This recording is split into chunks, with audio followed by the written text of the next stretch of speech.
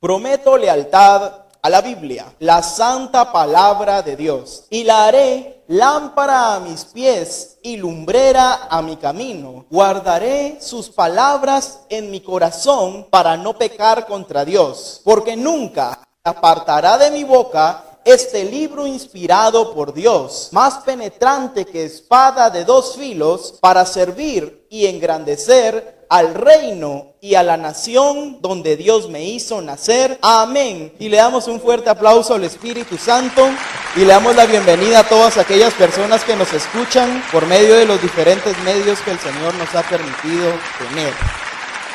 Romanos capítulo 8. Romanos capítulo 8.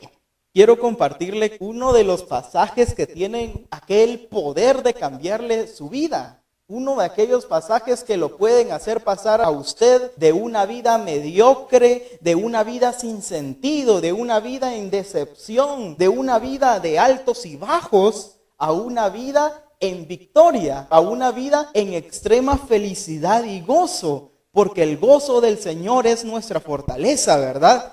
Pero necesitamos invitar al gozo del Señor que venga a nosotros, y cuando el gozo del Señor desciende a nosotros, eso nos llena, y puede venir la enfermedad, que la enfermedad solo va a venir de visita y se va a ir, porque va a entender que no hay lugar para ella en nuestros cuerpos. Va a venir todo lo malo y se va a tener que ir, porque nuestro cuerpo y nuestra alma, nuestro espíritu ya va a estar totalmente lleno del gozo del Señor. Amén. ¿Tiene Romanos 8?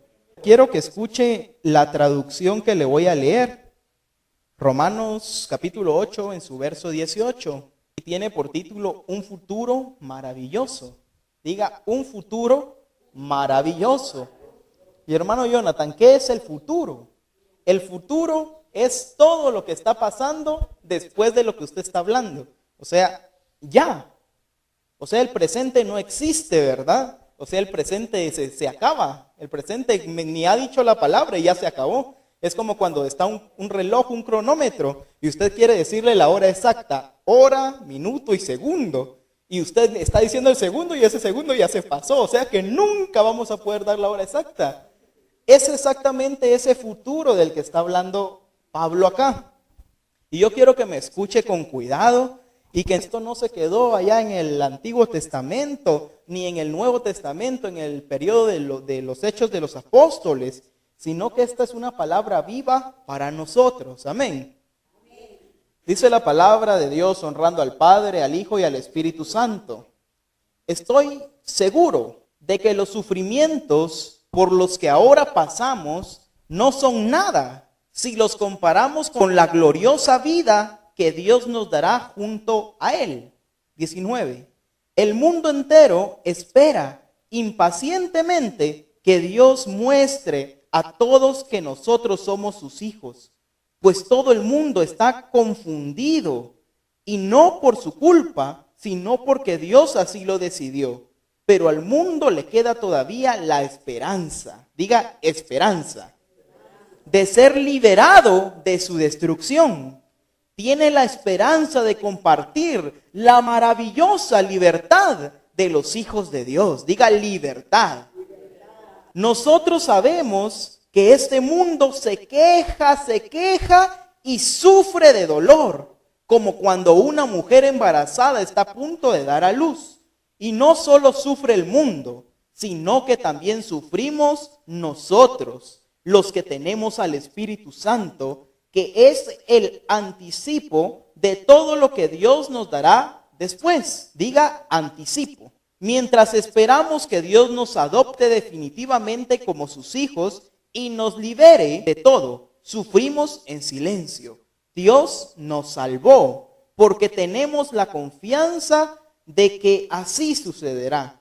Pero esperar lo que ya se está viendo no es esperanza, pues ¿quién sigue esperando algo que ya tiene? Sin embargo, si esperamos recibir algo que todavía no vemos, tenemos que esperarlo con paciencia. Del mismo modo, y puesto que nuestra confianza en Dios es débil, el Espíritu Santo nos ayuda, porque no sabemos cómo debemos orar a Dios. Pero el Espíritu mismo ruega por nosotros y lo hace de modo tan especial que no hay palabras para explicarlo. Y Dios, que conoce todos nuestros pensamientos, diga, Dios conoce todos mis pensamientos.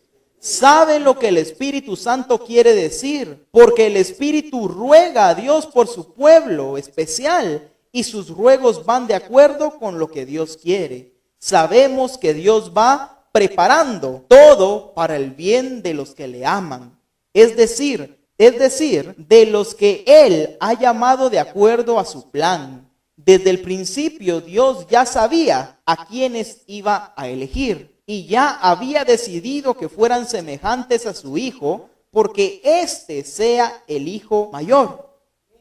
Nos damos cuenta que nos está hablando acerca del mundo, ¿verdad? Pero la Biblia tiene en cuenta que dice que el mundo está sufriendo, dice que se queja el mundo, ¿verdad?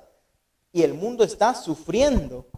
Pero dice no solo el mundo, sino que nosotros también sufrimos junto con el mundo. Dando honor a la palabra que dice, ustedes no son del mundo, pero están en el mundo con un propósito, ¿verdad? Entonces, ahí la Biblia está enmarcando que nosotros no estamos exentos a no compartir o estar apartados del sufrimiento que el mundo trae, ¿verdad? Pero dice que el mundo sabe que nosotros estamos juntos porque no nos podemos separar del mundo, ¿verdad? O sea, tenemos que todos los días convivir con el mundo. Pero dice que el mundo sabe y está esperando que nosotros como hijos de Dios nos manifestemos, porque ellos dicen que tienen la esperanza que si hay un hijo de Dios cerca de ellos, ellos también pueden venir a la libertad gloriosa de los hijos de Dios. ¿Cómo es que el mundo sabe que nosotros no somos iguales a ellos? ¿Cómo se entera el mundo que nosotros no hacemos lo mismo que ellos? Por eso, por el ministerio de las obras, ¿verdad? Porque el Señor dice, por sus obras los conoceréis. Pero no solo Dios sabe, sino que cuando alguien tiene obras, todo el mundo lo sabe, ¿verdad? Y no es algo que esté oculto, porque las obras son públicas. Por eso son obras. Entonces, el mundo está esperando que nosotros, como el pueblo de Dios, los ayudemos a ellos a salir del sufrimiento, y dice la palabra, y traerlos a la libertad gloriosa de los hijos de Dios. Pero ahora yo le pregunto, el mundo, ¿verdad que dice que todavía tiene esperanza? ¿Verdad que leímos que el mundo todavía tiene esperanza? ¿Por qué tiene esperanza el mundo? Porque nosotros estamos en el mundo. Pero una vez que sea el rapto y la iglesia sea recogida, dice entonces, diga el mundo, ay de dolor, y venga el juicio sobre el mundo entero. Nosotros somos la esperanza del mundo. ¿Quiénes? ¿Quiénes son la esperanza del mundo? Nosotros y no los políticos. Nosotros y no todas esas personas que aparentemente el mundo tiene puestos en ellos sus ojos, ¿verdad? La libertad de los hijos de Dios está en todas esas personas que deciden ser diferentes y actuar conforme a las leyes del Señor. Así como Daniel, ¿verdad? ¿Qué decía Daniel cuando el rey lo mandó a llamar? A llamar, no, a traer, porque lo iban a matar junto con Abednego y Mesac, ¿verdad? Para meterlos al horno de fuego. Ellos tres tenían la convicción de que el Señor los iba a librar. Y ellos iban seguros, sin temer, de que no iban a negar al Señor, el Dios de ellos. No lo iban a negar y estaban dispuestos a morir. Pero ellos creían y dijeron que el Señor los rescataría aún del horno de fuego. Y si no, dice Daniel, pues nos espera ver al Señor con nuestros propios ojos, ¿verdad? O sea, que ahí no había para perder. Ellos tenían la convicción que pasara lo que pasara, ellos tenían la de ganar, honrando las palabras de Pablo después escritas donde dice que para nosotros la muerte es ganancia, ¿verdad? Honrando las palabras del Señor en las bendiciones de Deuteronomio, donde dice que los hijos de Dios no iban a tener pérdidas, sino que todo iba a ser ganancia, que íbamos a ser cabeza y que no íbamos a ser cola. Amén. O sea, la palabra de Dios solo, si usted se da cuenta, solo nos habla de victoria para los hijos de Dios. ¿Cuándo es cuando viene y pensamos que viene lo malo también? Pero dice la palabra, y el Señor los entregó a la voluntad de sus enemigos. ¿Por qué? Porque hicieron lo malo ante los ojos del Señor. O sea, que eso malo solamente es una retribución a sus obras malas. Porque la ley dice que todo lo que el hombre siembra, eso mismo cosecha, ¿verdad? Pero ahora yo le pregunto, ¿cómo piensa usted que el mundo va a querer ser igual a nosotros si nosotros no reflejamos al Señor Jesucristo? ¿El mundo será que les va a llamar la atención ser como nosotros si ven que nosotros somos igual a ellos? No estoy hablando de orgullo, de decir, sí, a mí me usa el Señor y a ustedes no. Y eso se da aún dentro de la iglesia. Sí, a mí me habla el Señor y a ustedes no. O sea, ahí caemos a lo mismo, ¿verdad? Necesitamos transformar nuestra manera de ser por medio de cambiar nuestros pensamientos, de pensar en cómo piensa el Señor, ¿verdad? ¿Cuál es la esperanza que el mundo tiene? ¿Cuál es? Nosotros somos la esperanza del mundo, ¿verdad? Somos nosotros. Tú y yo somos la esperanza que el mundo tiene, ¿verdad? ¿Cuántos de aquí queremos ser esperanza para otra persona?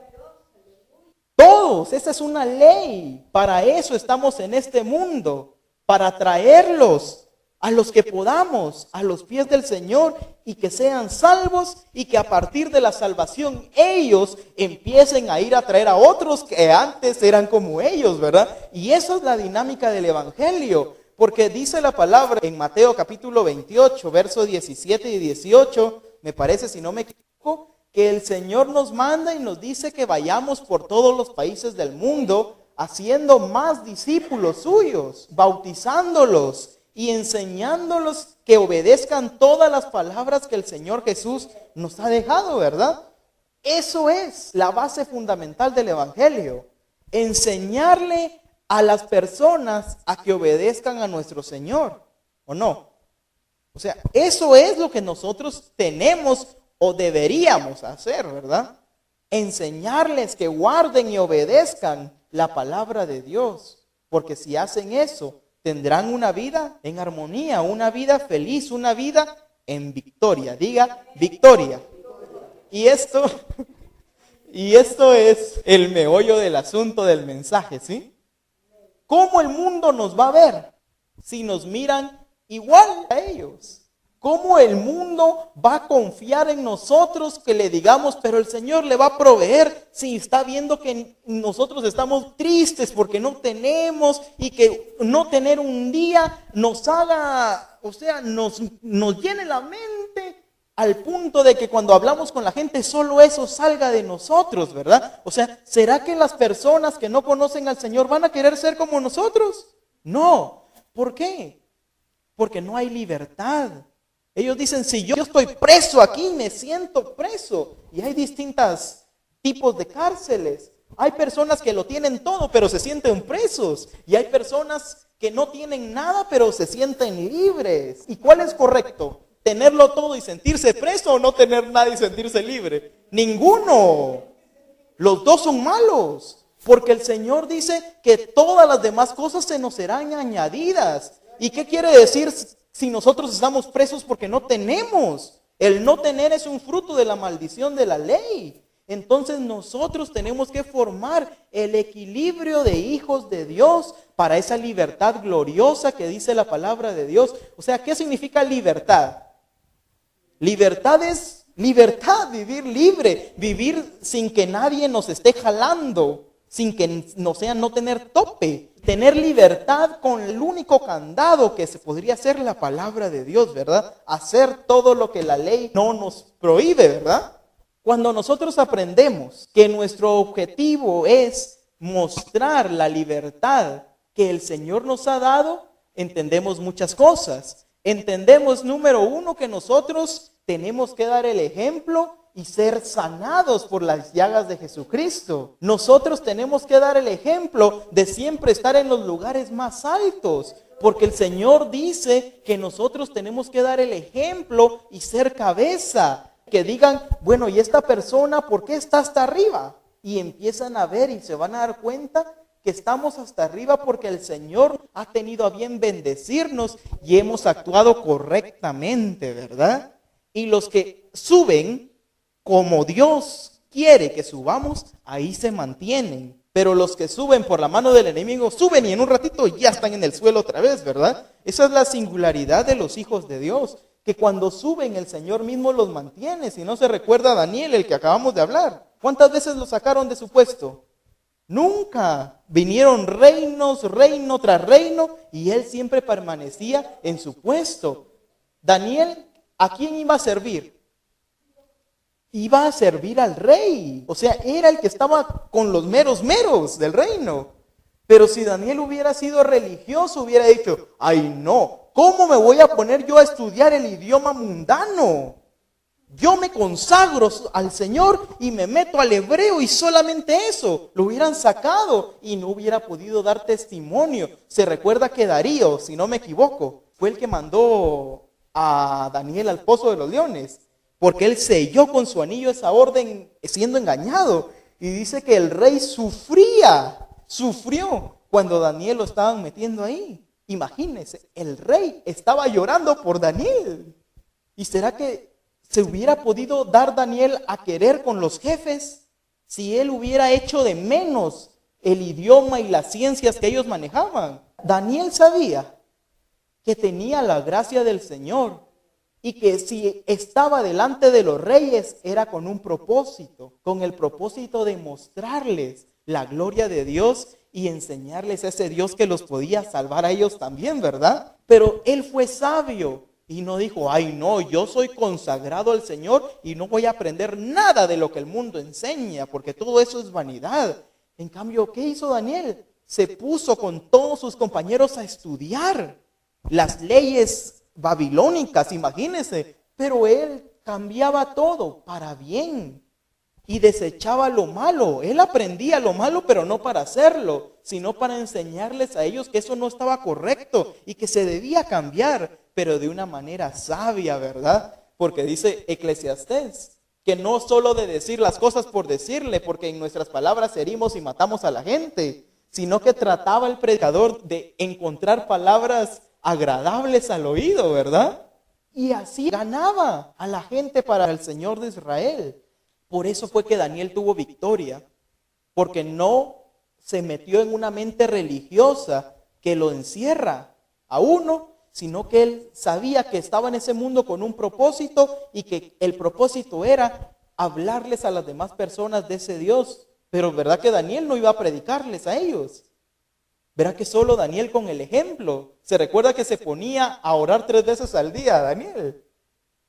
Y en esas palabras célebres de Daniel en el capítulo 9, verso 18 de Daniel, donde dice, Señor, mira que me están por matar a todo tu pueblo, Señor. Y Daniel se encerró en su cuarto, se vistió de cilicio, o sea, castigando su cuerpo. Y le dijo al Señor, Señor, mira tu pueblo, yo ya hice lo que puedo. Más de lo que estoy haciendo ya no puedo. Pero Señor, no lo hagas por el sufrimiento que yo estoy teniendo.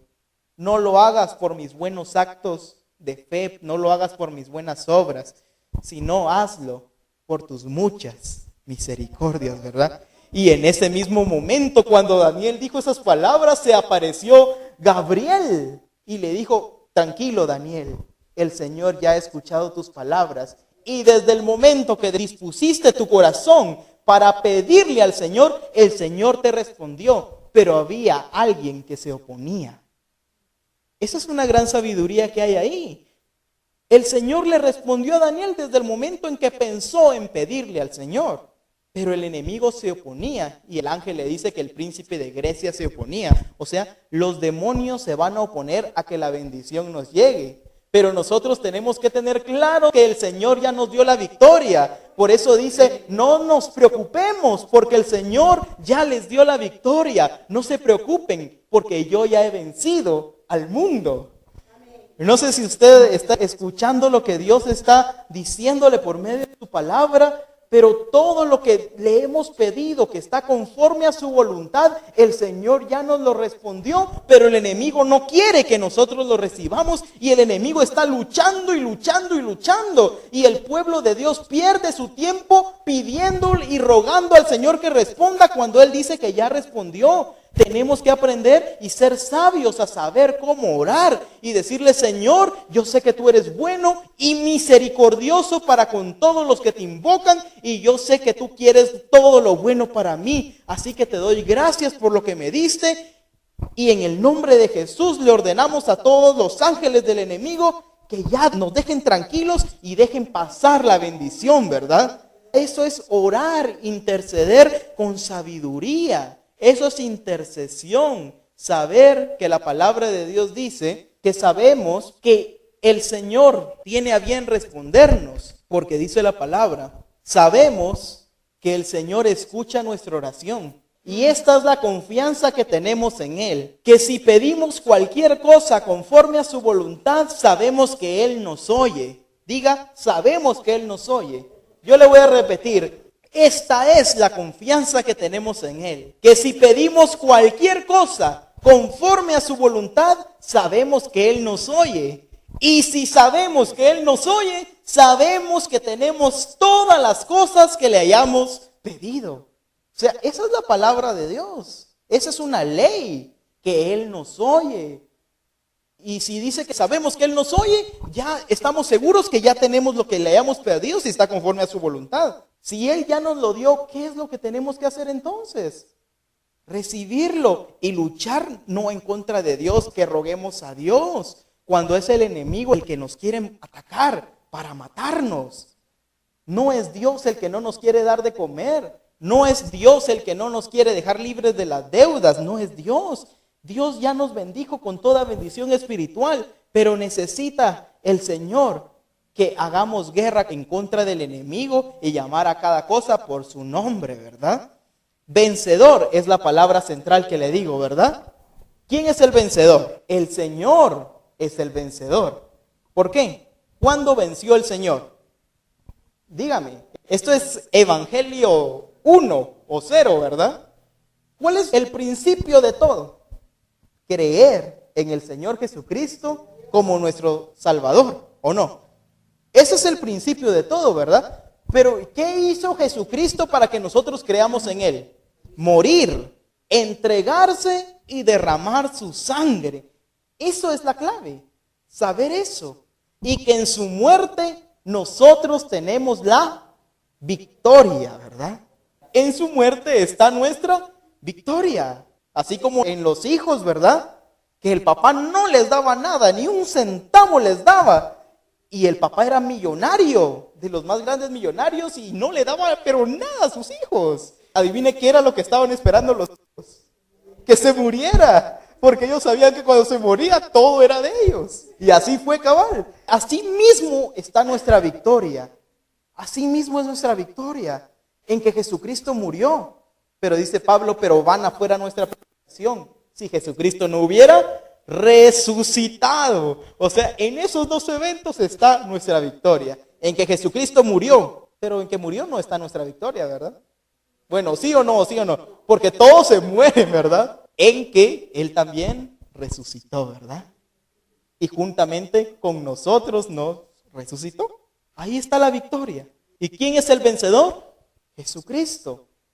Y ahora les voy a poner una figura, ya para que logremos explicar esto. Voy a poner el ejemplo del boxeador, que fue el que recientemente escuché.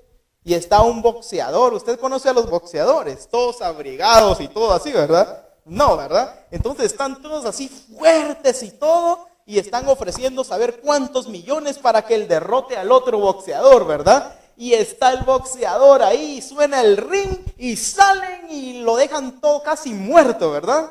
Al boxeador con un ojo ya casi salido, la mandíbula por acá y todo, ¿verdad? Pero al final resulta que el otro quedó peor, ¿verdad? Y el otro ya no se levantó y le ponen el cincho y la medalla y le levantan la mano, el otro todo muerto ya, pero ahí está como vencedor. Él venció. ¿Por qué? ¿Por qué venció? Porque derrotó a su enemigo, porque venció a su enemigo. Y todo vencedor recibe un premio. Jesucristo, ¿qué recibió cuando resucitó? El premio, ¿cuál fue? Y le dio un nombre que es sobre todo nombre, delante del cual se doblará la rodilla de los que estén en los cielos, en la tierra y debajo de la tierra, si le puedo decir, ¿verdad? O sea, le dio. O sea, esa es ley, que todo vencedor se le da un premio. ¿El luchador qué es? ¿El boxeador qué es? Porque derrotó al enemigo, ¿en qué se convirtió? En un vencedor. Pero cuando va y le dan su premio, los millones que ganó, y cuando va a su casa, está la esposa y mira a su esposo boxeador con un ojo salido y todo. Ay, mi amor, pero qué bueno que viniste vivo, ¿verdad? Y ganaste. Le dice, sí, gané, vieras cómo dejé al otro, ¿verdad? Y le dice, ¿y qué ganaste? Ah, aquí está, le dice, ¿verdad? Y le da el cheque con todos los millones que ganó. Y adivine, la esposa en ese mismo momento medio la atiende y se va de compras como a hacer lo que quiera, ¿verdad? Al final, ¿quién ganó más? La esposa. Porque la esposa no hizo nada y ganó todo, ¿verdad? O sea, el vencedor es el boxeador, él hizo el trabajo. Pero ¿quién no hizo nada y recibió todo? La esposa, o sea que el boxeador es el vencedor, pero la esposa es más que vencedora, ¿verdad? Sin hacer nada, ¿verdad? Entonces, igual es en cualquier lugar de trabajo, ¿verdad? Que el esposo ahí se mata trabajando, hace horas extras, lo que sea, y al final llega la esposa y le dice, ¿ya trabajaste? Sí, y el dinero ya está en tu cuenta, le dice, ¿verdad? Y todo, ¿verdad? Y la esposa trabajó, ¿sí o no? Pero al final, ¿para quién trabajó el esposo?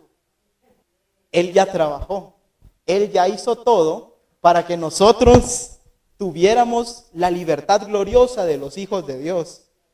La libertad gloriosa. ¿Qué significa gloria? Resplandeciente.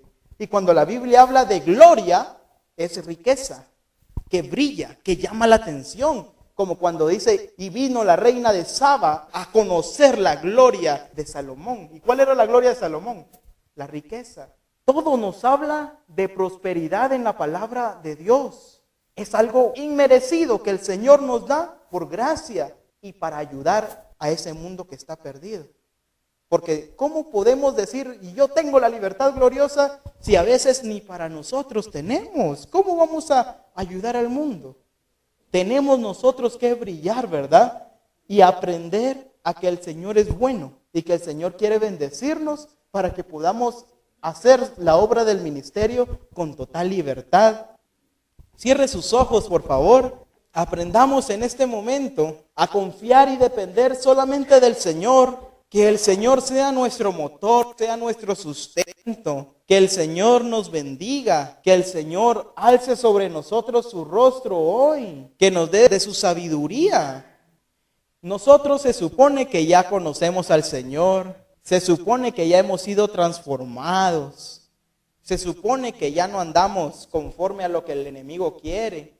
Se supone que nosotros ya estamos solo trabajando para Él y ya no estamos luchando en contra del mal en nuestras vidas. Así se supone que es una vida cristiana.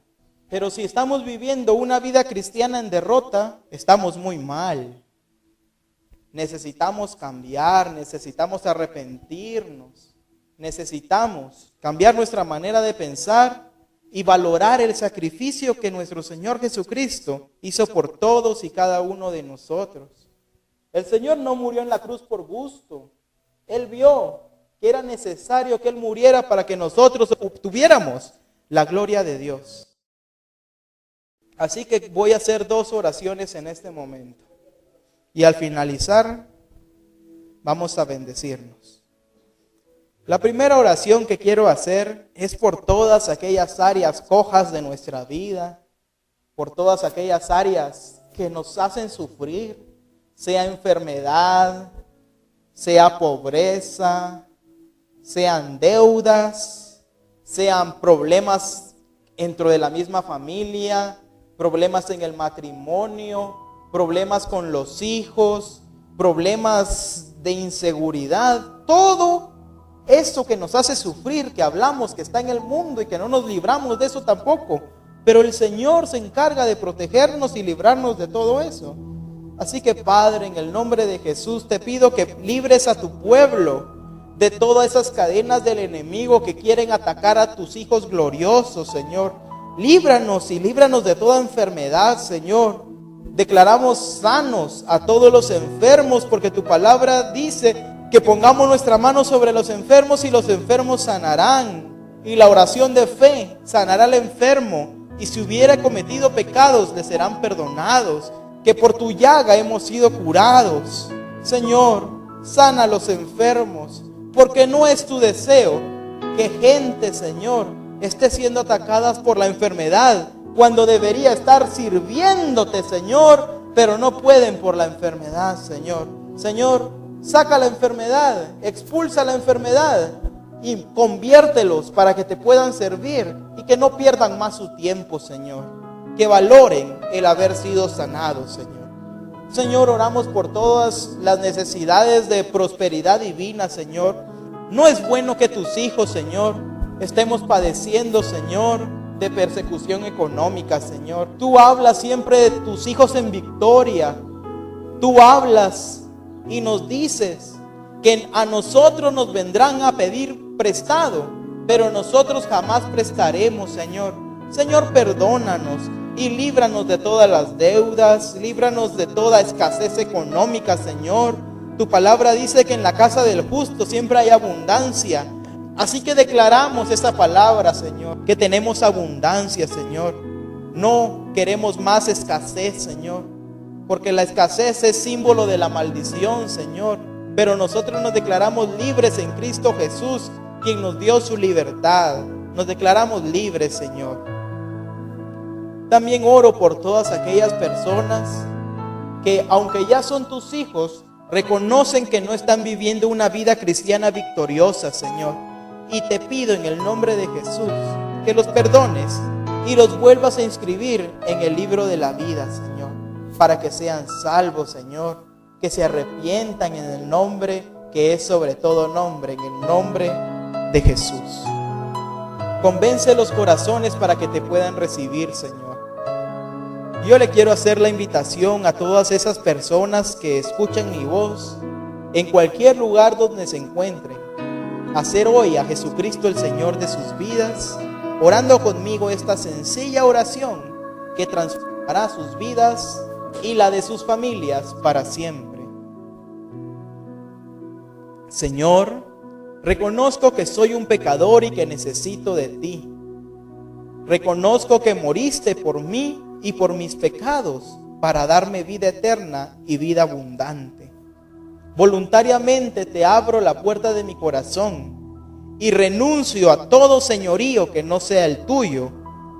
Te invito a que entres a vivir a mi corazón, a ser mi Señor y mi dueño. Gracias, Señor, en el nombre de Jesús. Amén. Que el Señor te bendiga y te guarde. Que el Señor haga resplandecer su rostro sobre ti y te dé paz. Tenga de ti misericordia y te haga prosperar en todos tus caminos para darle la gloria al Padre.